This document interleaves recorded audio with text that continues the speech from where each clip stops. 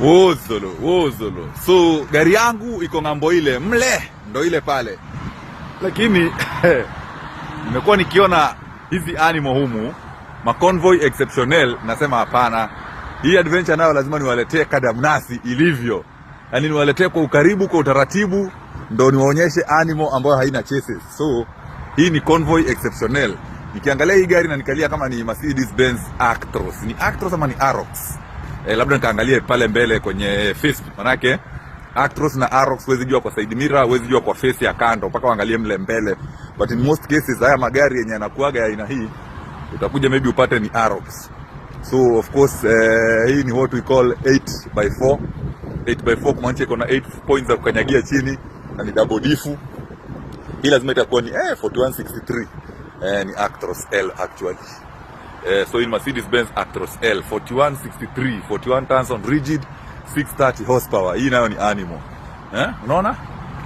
Hii ndio ilikuwa ni adventure muhimu sana niwaletee. So hii gari iko hivi. Hii ndio prime mover. Kichwa yake imefika mahali hapa. Mpaka hapa hivi ni kichwa. Alafu hii ndio fifth wheel yake, imecouple hii trailer. So the trailer kanakaa kadonyele, kamekuja kamefika hapa. Actually, so without hii pipe yenye imebebwa, ile trailer nyingine inafaa ikuje i-combine na hii zifunganishwe ikuwe moja. But hii inabebaga a very long abnormal load. Iwe ni cylindrical kama hii, iwe ni rectangular, iwe ni diagonal, iwe ni hypotenuse, as long as ni mzigo ambao umepitiliza mrefu kupindukia. So jana nilipokuwa nasema hii gari ni kama gari tatu za ile gari yangu, nilikuwa namaanisha hivi. Kwanza pale kwa kichwa of course mpaka hapa, ukiangalia kufananisha na hii gari imekuja, hii ni moja kama ile size yangu, imefika hapa. Kuna nafasi nyingine ya kuingia 1.5 na pale mbele pia kuna nafasi kidogo. So actually hii gari urefu wake ni sawa na gari tatu ile yenye inaendesha urefu. Alafu look at what we call the ground clearance. Iko chini mno. Of course kwa mabampu huko hakunaga mabampu.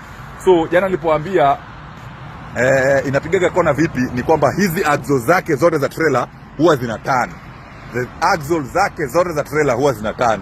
So inafanyaga ina take sharp corners kiurahisi kuliko magari mengine kama yenye naendesha. Unaona iko na kama mashine hapa nyuma actually, unaona hizi ni levers, unaona control levers hizi za control wakati na steer, wakati na kata humu na mle. Alafu the other question yenye mtauliza ni ustadhi, hizo tairi za nyuma ama hiyo katrela ya nyuma kanusu kanapataje umeme, kanapataje upepo? So hizo ziko huku kando, unaona the pipes zimekuja, ndo zimeletwa hivi, zimekuja paka hapa hivi. Hapa kuna Suzy pipes na kuna the electrical cables zenye zina connect hapa hivi. So upande huu wa trailer ama pati ya trailer inapata upepo na inapata umeme just like the other ones. Otherwise wozolo adventure ya abnormal loads humu na mle.